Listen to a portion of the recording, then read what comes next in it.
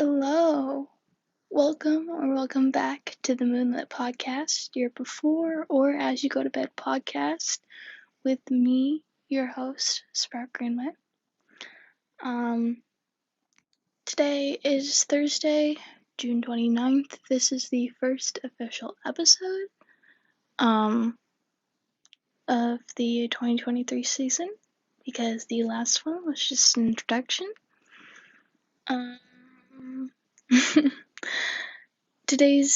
Tonight's phase is the waxing gibbous, and today's topic is psychology. It is one of my very much enjoyed hobbies. It's actually the reason why I'm going into AP Psych next year. I'm going to be telling you why and how I enjoy psychology. Education, kind of like that topic in the world of psychology, and some statistics that I know about it. It's gonna be very fun. First, let's start off with how I got into it. How I got into it was actually just me hearing about my friends having anxiety and depression, and it was your normal oh, I'm a little anxious, oh, I'm a little depressed, how people use it nowadays, overuse it. But they actually had anxiety and depression, and I just wanted to help them. And so I originally just sat down, went on Google, and I looked some things up. I researched as much and well as I could, and it was just for the sake of helping out my friends. And I learned how much I could help them from the outside perspective of it, and the difference between panic and anxiety attacks, how I can help those, and I am continuing to constantly research things for people because you hear so many different things nowadays, and there's so many different mental health disorders. I don't like the word disorder because everyone is disordered, but let's slap a label on it. Okay. But yeah, I've been doing that ever since then. But that was around 2018, 2019 that I started doing it, and it was going really well.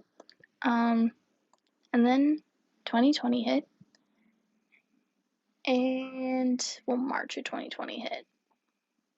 It wasn't the best time for me.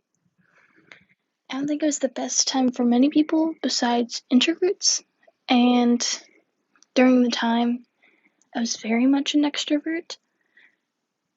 It was very weird because I was very much more an extrovert and less closed off, but also less affectionate. I did not like that many hugs. But then going into 2020, I just kind of learned how to be in my own bubble. And I also wanted more hugs. So it's a very weird relationship. But also while being in my own bubble and having to stay in my room while doing school, I fell into the rabbit hole of deep anxiety and depression that I didn't know I had until it became heightened through that. And it was very interesting because I had spent the past 2 years researching this and helping my friends out, but I didn't know how to help myself. And so I tried going to someone and telling them hey, I feel like I should see someone, and that person kind of almost blew me off and said, "Yeah, no, you can talk to me, it's fine." Um, yeah, that didn't go well. And after that, I was like, okay, no thank you.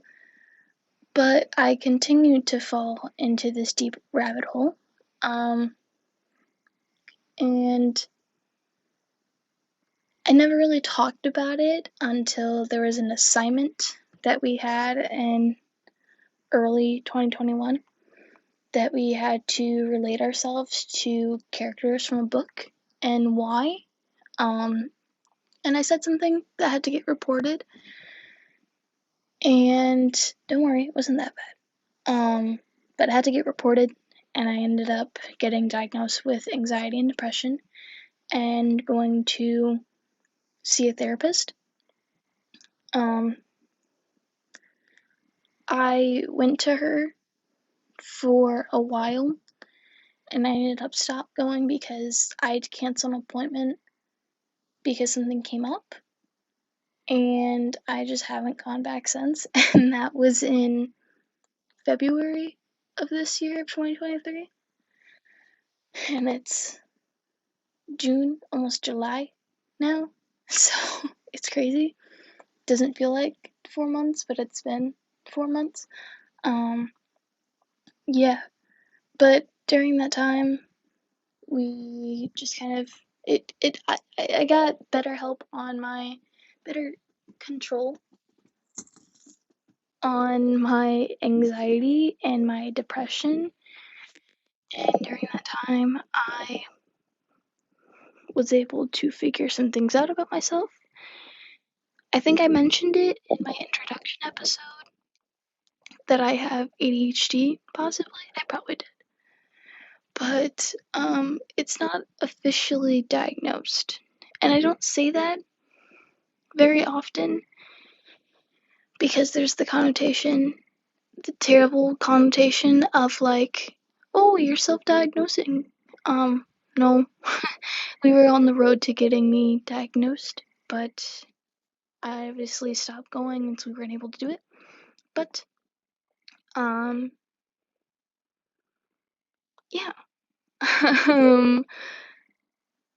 The way that it would have worked if I did get diagnosed was they would have had me go to a facility for a couple months and do different puzzles, like as if I'm Dr. Seuss trying to figure out why my wife died and I had a mistress.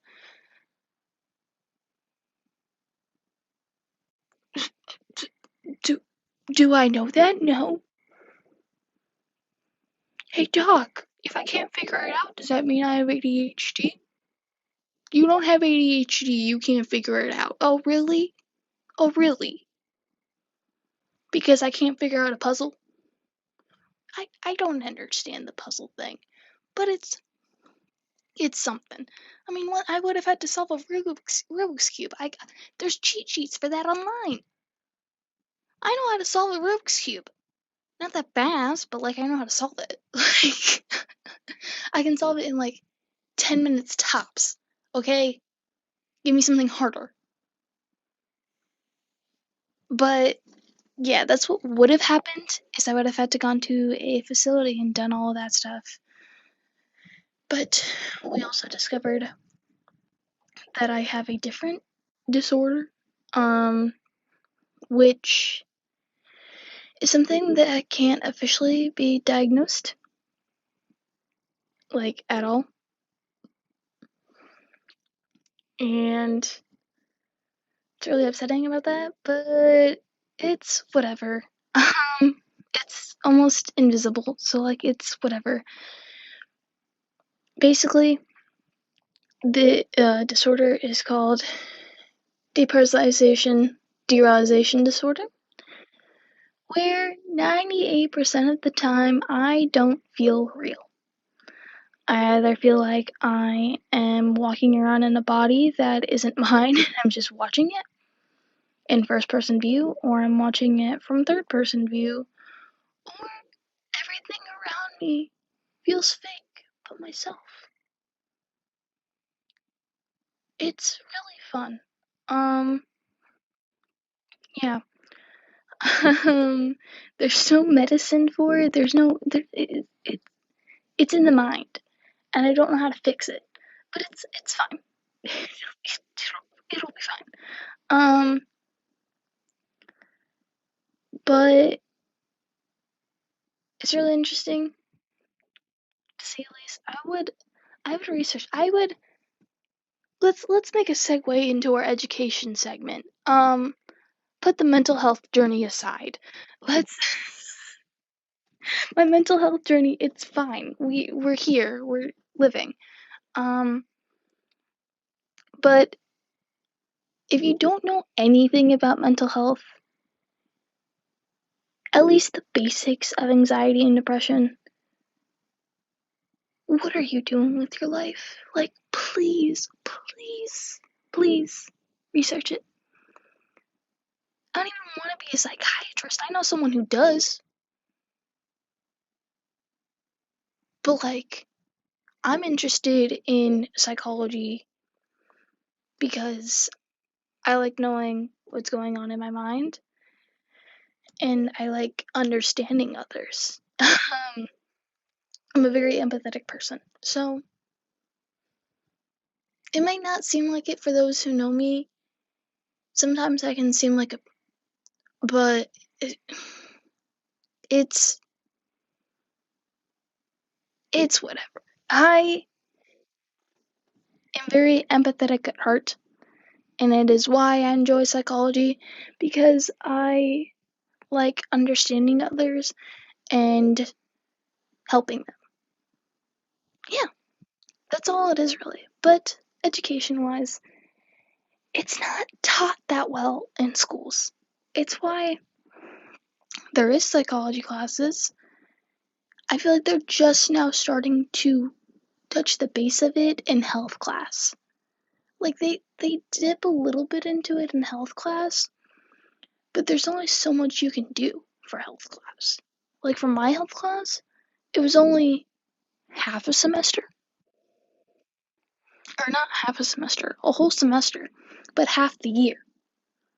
You can only teach so much in that time. And I'm not saying that they should, but I feel like they should make it a whole year. So that way you can do so much more with it. Because there's only so much you can do in that time. But that's besides the point. If you don't know anything about it, just like please do your research. You don't have to do extensive research like I did, but the least you could do is if you have anxiety and depression, do like look it up and like stuff like that. And if you know people with that, then look it up, kind of like what I did. But you don't have to go as far as I did. You could just simply look up how to help someone with a panic attack. And if you see someone out in public having a panic attack, then boom, you know how to do it. It's like CPR. You can train yourself how to do it until you actually need it, but I don't know how to do CPR. I think I do. No, wait, I covered that in health class on a mannequin. Because that's how you perform CPR nowadays, is on a mannequin. When you actually get to an actual person, it's not gonna be rubber. But I feel like it's just not taught enough as much as it should. And I feel like mental health and psychology should be a required class. But that's just me. I mean, all I know is that 1 in 3 Americans have anxiety, and 1 in 5 have depression. That's just me, though. That's what I know. But yeah, that was my transition into my statistics, and it went really well, except for the fact that I screenshotted statistics earlier, and I can't find them. Like quite literally, I screenshotted them on my computer, and now they're not here.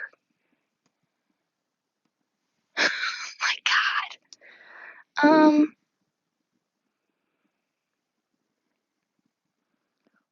this is sad. Did I find it? Oh, I found one of them. Anyways, I don't know many statistics off the top of my head. So, what I'm doing instead is I'm just going to tell you statistics that are backed up by people. And that's all I know. But yeah, let's see here.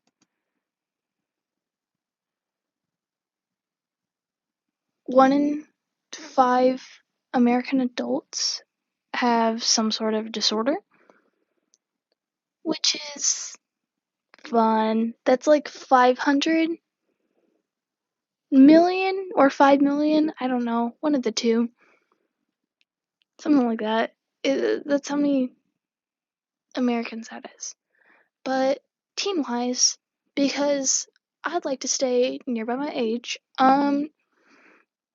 there was a survey taken for for teens that the teens took, and the main takeaway that the website got, and I don't have the website on here, I just took a screenshot of the statistics, so like I don't know where these came from. But it's fine. This is like an actual thing that went on, and if you want to go research it, please do, but I'm gonna get out the main points.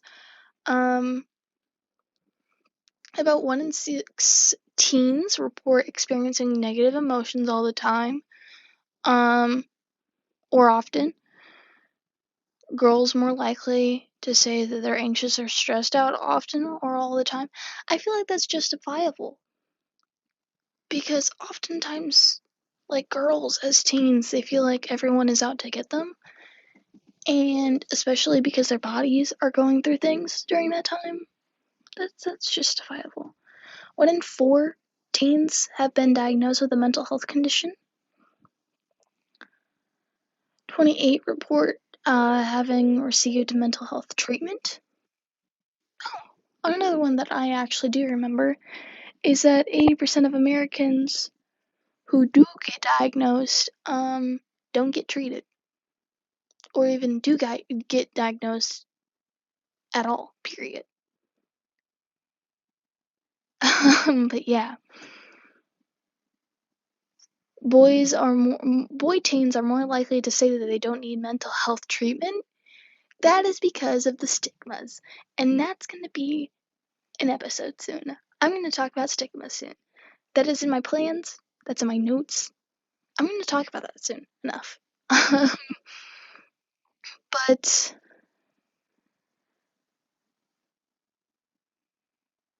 let's see here.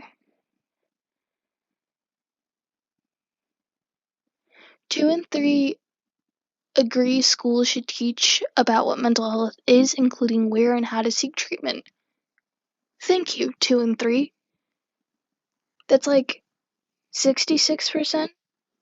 Thank you, that's 66%. I agree with you too.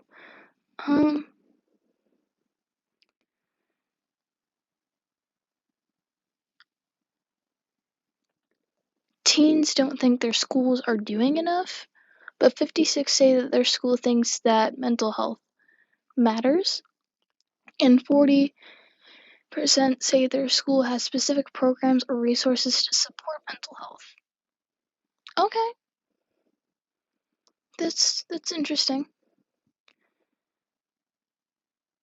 Among those who have sought information about mental health, 95% trust their parents and 78% trust their friends. That's justifiable with their parents more.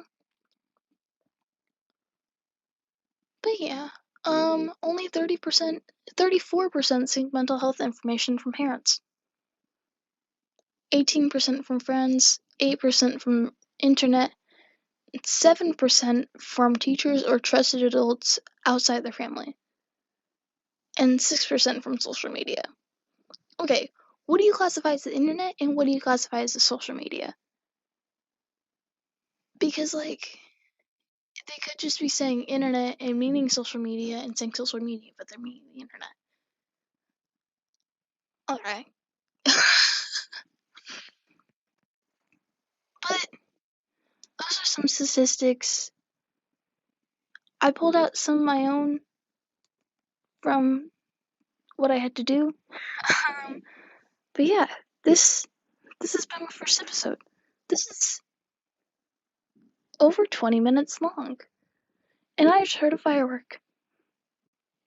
Because down here, fireworks have been going off since June 19th. It's been 10 days of fireworks going off because everyone thinks that 4th of July starts June 19th here. For whatever reason. But yeah. This has been your Moonlit Podcast episode for the week. And please do eat well as much as you can. Drink, sleep, take your medicine if you need to. Take a break if you need to. That is perfectly fine. If your health needs it, whether it's mental or physical, because those two do go in hand as well, then do so. But yeah. As always, look out for the moon for me. Love you guys. Bye.